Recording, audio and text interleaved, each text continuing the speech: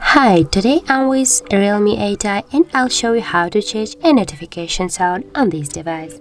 So the first step, just go to the settings and here tap on the sound and vibration.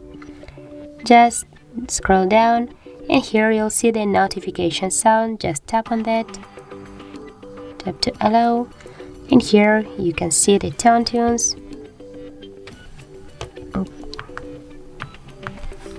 Okay, we got the sound mode here, so now you can just choose from the tone tunes. You can select from the custom files here, the music and recordings. Go back and here you got the regular phone tones, and you can just choose one of these ringtones. For example, I'm going with this one, and that's it.